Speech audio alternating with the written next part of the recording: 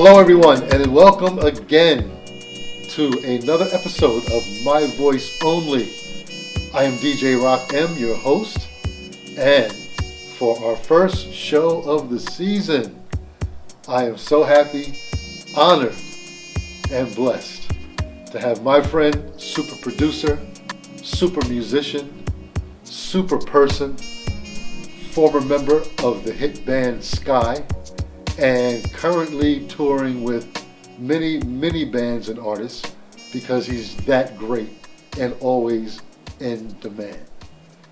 Please welcome my friend, Mr. Larry Greenberg. How you doing, Larry? I'm doing great. Thank you so much for your kind words. Thank you for coming. We really, you and I have talked about this for quite a while, and you said you would do it, and you're here. And it's just going to be a great interview, I'm sure.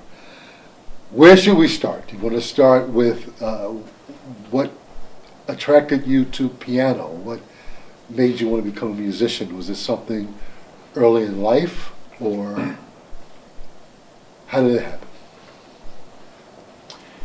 Well, I think it happened because we had a piano in our house back in Queens. I'm originally from Queens, New York, transplanted to New Jersey. And when I believe I was 4 years old when I started banging out tunes on the piano. And I would hear something like a television theme, and I would try to imitate it, on the piano keyboard. And that's what kind of got me interested in the first place in playing piano. What made me want to be a musician came some years later. I was playing keyboards in bands, in middle school and in high school. But what made me really want to be a musician in life, even a professional musician, quote unquote, was I was very deep into progressive music, what they used to call progressive music. This is progressive rock, and at the time, progressive jazz, which developed into what we call fusion. And I was very much into that kind of music at the time. In May of 1973, I attended a concert at the Nassau Coliseum on Long Island. Two bands that I absolutely, loved listening to, and they were inspirational to me to begin with. The first band was Frank Zappa and the Mothers, and this was when Frank Zappa had like a real cacophony of A-list people in his group, beginning with George Duke on keyboards, Jean Leponti on violin, the incredible Ruth Underwood on vibes. Unbelievable music. Talk about genius stuff. Yes. George Duke was such an amazing, may he rest in peace, keyboardist. And when I first saw him live, he was a tremendous inspiration. But they were the opening act, and the headliner was the original Mahavishnu Orchestra. John McLaughlin, Jerry Goodman, Rick Laird, who later on in life became a Facebook friend of mine. Again, may he rest in peace. Billy Cobham, magnificent drummer, and master keyboardist Jan Hammer. And after hearing these two keyboardists with their respective ensembles, I kind of walked out of that Nassau Coliseum feeling like I got hit by a freight train. But that then and there was like, this is what I am here on this earth to do. And to this day, I still consider, George Duke and Jan Hammer to be my primary influences as a synthesist, as a pianist and overall keyboardist. I'll hand that to Herbie Hancock and Chick Corea. as my influences, my biggest influences on those. And so I did become a professional musician, working with local bands in Queens. And then I got an invitation in 1978 to join a group called Skyy. And I think we all know what happened after that. Skyy went on to have tremendous hit records. I stayed with the group for 4.5 years. Opportunities came for me to do studio work with known groups, and I decided that I wanted to be there, and I left Skyy to do to expand those horizons. And I wound up recording with the Jacksons. I'm on one of their albums. I'm on Gladys Knight and the Pips record, I Will Fight. I am on the Quicks record Zulu, which is still to this day a disco hit both in this country and in Europe. And also Bananarama's first hit, Cruel Summer. I've got synthesizers on that. And a few others. And when the bottom kind of fell out of the music industry due to the massive expansion of disco in the 1980s, I changed careers and went into information technology, and I was in IT for the better part of 20 plus years. Okay. And then I left the corporate world, or shall I say, I waved the white flag in the rat race, the rats won. Yeah. And at that point, I fell back on my first love, which was music. And since that happened, I've been a full-time musician again, and I'm working with so many different people at this point in time, and my own stuff as well. And it feels good to be back, in that saddle, but understanding, that everyone in life has a mission, even if they don't realize it or they don't understand the concept of mission. A very famous man who I respect and admire greatly, Japanese educator and Buddhist scholar Daisaku Ikeda, said as part of a poem that he wrote, "I have a mission, mine alone. You too have a mission, only you can fulfill." And when I came back to music, I came to the understanding that this is my mission. Not just merely as a musician, just to play music, but that a musician can be a doctor of the spirit, that we can bring people joy. We can be there to provide, for the lack of a better word, support, for people who are suffering, for people who are going through a lot. Music is a healing force. It can heal people who are, having those difficult times. It's not just for people to put on their dancing shoes and boogie the night away. Mm-hmm. Yes, sir. So I see my mission as a musician is to make that kind of a connection, and whether or not I actually meet or shake hands with all of the people that I am playing music for, I feel like I'm making a life-to-life, heart-to-heart connection with the people who are listening. And if I am truly doing that, then I am fulfilling that mission. Yes, you are. And I've been fortunate enough to see you perform several times, and I always get that feeling. You use a multi-keyboard setup, and whether you're playing piano or synthesizer or organ, first of all, you effortlessly, flow from one to the other. But it's more than just music. There is a great spirit to what you do when you're playing. And that's why I come out to see you as much as I can. And we have great conversations, not only about music, but about life. Let's talk about that reinvention for a minute. Sure. You're traveling around the world with the R&B hit group Skyy, and thousands and thousands of fans, and you're doing music. Then you segue into IT technologies. Talk to us about your spirituality at that time, because you're still performing a mission. It's not just a job. When you talk IT technologies, we're talking global. We're talking about the world. Did you feel that in doing that job, you were also supporting the human race?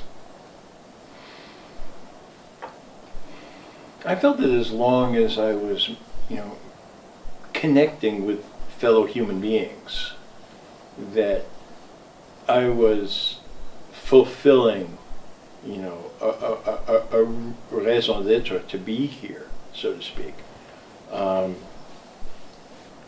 Maybe not as passionate, as that I came to learn later in life as a musician. But the spiritual thing has been with me all my life. It was with me in my teen years, when I began to explore the connection between music and spirituality.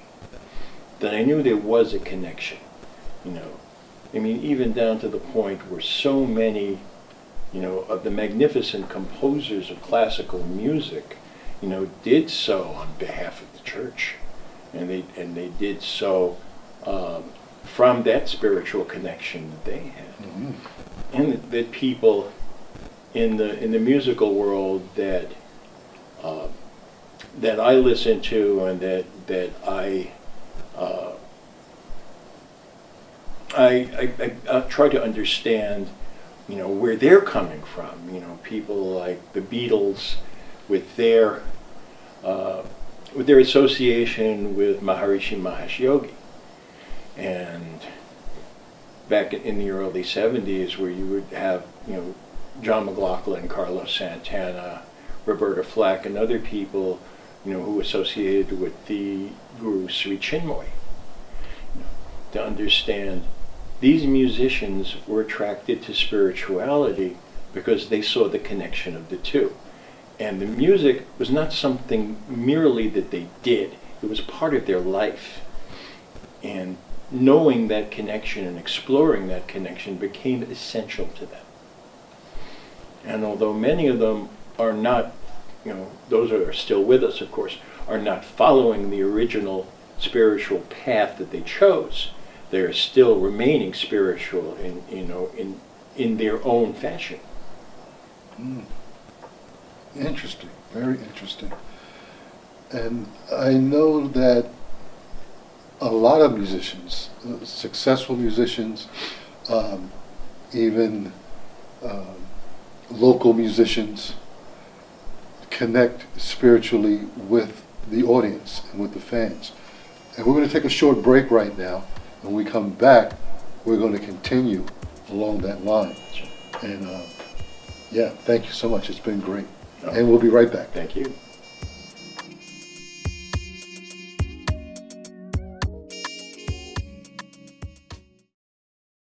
When a child is sick, there's one thing they need: a really big cookie.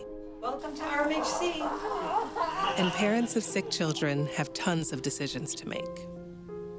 Like movie night, game night, or should we finish that book tonight? We don't perform surgeries, just talent shows. We're not big on poking sticks and beeping machines, but we're the best at playing dress up. Well, we have a few beeping machines. We think the tooth fairy should travel everywhere. And while hospitals have doctors and nurses, we have mom and dad. We don't provide treatment, but we do provide dogs. And we throw some really good parties. Because at Ronald McDonald House Charities, we help families feel at home, even when they can't be.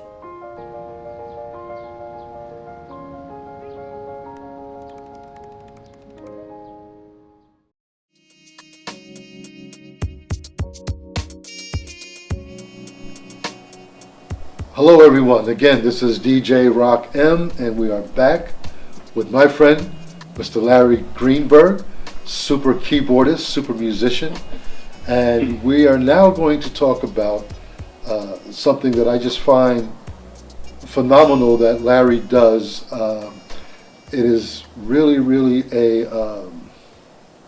it's a gift, and not many musicians have it, but you have it at the highest level, and that's being able to play by ear. I've seen you sit on stage, and anyone can pretty much call off any song, and without rehearsal, you can just start playing along on the piano. Is ear training like that, or having an ear, as they call it in the music business, God-given talent, something you developed over time, or let's talk about that. It's kind of hard for me to find a place to begin on that, because I've always played by ear, so to speak, ever since I was very young. Yeah. And at some point in my teens, I realized that I had the gift of perfect pitch. I am and will always be grateful to have such gifts bestowed upon me in this lifetime. I have had some degree of formal training. My college professor, Dennis Mormon, may he rest in peace, saw potential in me when I was in his jazz improvisations class when I had attended my first years of college. And he took me on as a student. And I learned quite a bit from him, although I continued to play by ear. And I never did learn to sight read. There were opportunities, but I never did learn to sight read. But I could hear something and I could figure things out. A lot of times I could be on a gig and the vocalist will call out a tune that they want, and they will tell me what key that they want it in, and they'll start singing and I'll automatically know that's not the right key, and I'll just immediately transpose on the spot. So, but I'll suffice it to say that, that my gift of pitch and my gift of a good ear, has been a tremendous asset to me. One, as I said, I will always be eternally grateful for. To say something that's a little more down to earth, it has saved my butt on more than one occasion. And because you do have perfect pitch and you do have such a great ear, you get calls every week. I mean, there's no week that doesn't go by you're not performing somewhere.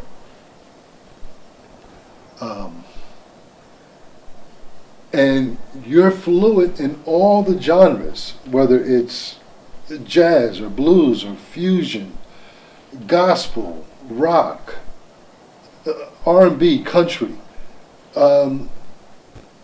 Again, is that something that was learned, or just a natural progression as a child coming up, being able to play so many genres? Because so many musicians only do their thing. They may play blues all their life, or country music all their life. You do it all. So let's talk about that, playing different genres. Well, I can't say I do it all, because there's plenty of people that can play Bach and I can't, but that's besides the point.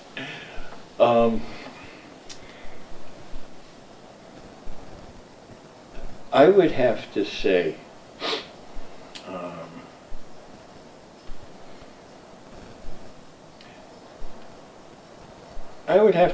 that early on, I understood that music there are so many genres to it, but it all comes from and it all stems from one place, the heart. And regardless of whether we're talking about grunge rock, R&B, or Bach invention, it all comes from the heart, whether they realize it or not. And when I first started getting interested in jazz, a lot of people don't get it at first, but they learn it as they go along, that everything that we have come to know and love in terms of contemporary music, everything from blues, everything from rock and roll, R&B, hip hop, fusion, that all comes and stems from jazz, which stems from blues, which stems from the songs sung by slaves in the South. Knowing that to be the case, that there is this kind of upwards progression of music, that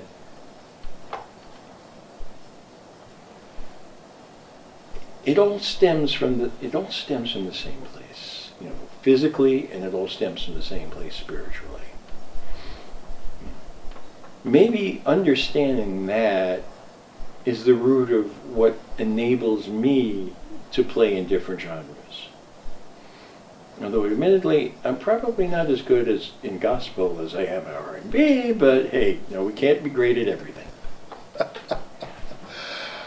I'm sure your fans beg to differ, and if everyone listening to you now saw you live playing gospel, they would beg to differ that you are a great gospel keyboardist. Oh man! When we talk about the roots of our music, so we're going back to King Oliver and Louis Armstrong and Ma Rainey, and I don't think a lot of people realize that contemporary music that we hear and play today comes from that.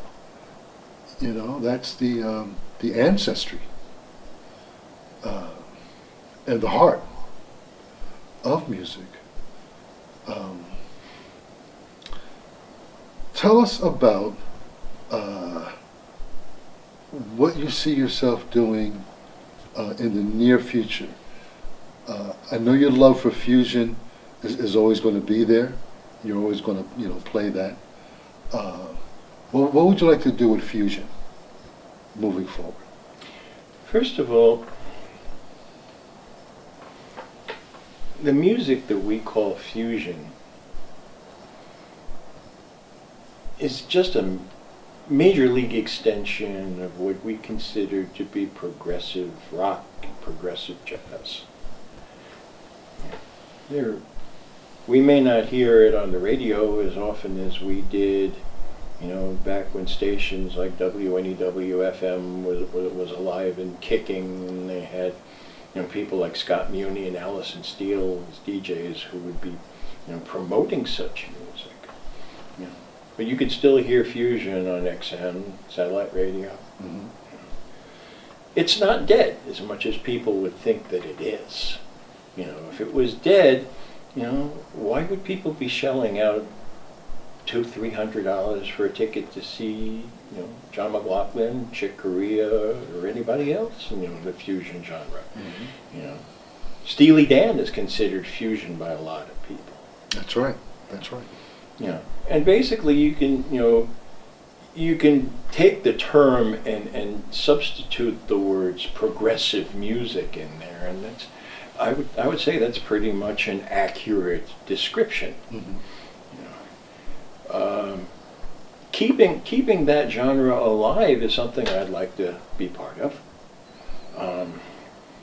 One thing that I'm really happy about is seeing the new generation. the new generation, getting their arms around the music that we grew up with, the rock and roll. I have a daughter who's a real Beatles fan. Mm-hmm. I think it's fantastic that she's got her arm around Beatle music. But also they're becoming aware of jazz. They know who Miles Davis is. Yes. What absolutely blows my mind is you have people out there who know who Miles Davis is, and yet the same people might think that Martin Luther King is a hip-hop artist, which is not true, but okay, it's a joke, but you see what I'm saying. Absolutely. And we didn't touch on funk, another genre that was really, really big in the 70s and 80s. And it still is. You love playing that. I absolutely love funk. Give me Ohio Players. Give me Mandrill. Give me some Bar-Kays. The Bar-Kays, P-Funk. Yes, yes. Give me that funky music. Yeah, and it's still here. I saw George Clinton just a few months ago, 80 years old, still going strong. He was great. The band was great. Yeah. Funk lives. Funk lives. It absolutely lives. It's like we were discussing before. Such music, because of it's natural beats. It just grabs you. Like we were talking about another genre of music, Zydeco, which is kind of native to Louisiana and New Orleans. Yes, Zydeco's a happy music. Yes. And it's really difficult not to get and not to catch the infectious beat of that. And Buckwheat Zydeco, one of its major artists, who again, may he rest in peace. I was fortunate to see him in concert, and he said in that concert, if they're playing Zydeco and your feet ain't dancing, check your pulse, because you're probably dead. And that's kind of how I feel about yes, funk. Absolutely. Tell our audience how we can find you on social media. What is your Facebook page? Because after tonight, you're going to have new fans, for sure. Well, first and foremost, let me just say to anyone who would be a fan of mine, thank you. Thank you from the bottom of my heart. And I hope I continue to connect with you. And you will. Because to me, that's what it's all about. That's right. Now, as far as where you can find me on social media, you can find me on Facebook. Okay. What's your Facebook page? Facebook page, Larry GRE Keyboards. Larry GRE Keyboards. Yep. All right. Larry GRE Keyboards. And I'm trying to think whether or not I brought my cards with me. Yes, I did. I'll give you one later. Yes. And our great on Twitter, staff here. It's Larry GRE. Okay. And at the moment, nothing on Instagram, but that's coming soon, and I'm probably going to establish something on TikTok, because you've got to be on TikTok these days, and you've got to be on Instagram these days. That's right. So I have to find 26 hours in the day to be able to do it all. Just but to you do know that. what? I know. That's a great challenge to me, and anything that's a challenge, be it a musical challenge, be it a life challenge, be it a time challenge, whatnot, what have you. This is how we grow. We grow by challenging ourselves. Amen. And I'm sorry, time is up. That's one thing about this show. It goes so fast. So much more to cover. We got to bring you back for part 2. And we thank you. Also for those folks, October 28th, you'll be at the Cricket Club. I'll be at the Cricket Club with the Yes. Impact Band. With the Impact Band, and With hopefully folks can come Clarence check it out. Conover and special guest Mark Bowers. Mark Bowers, great guitarist. Well, once again, Larry Greenberg, we thank you from the bottom of our hearts. And I want to get you back. And until then, you and I will always stay connected. I'm DJ Rock M. This is My Voice Only. And everyone, be blessed.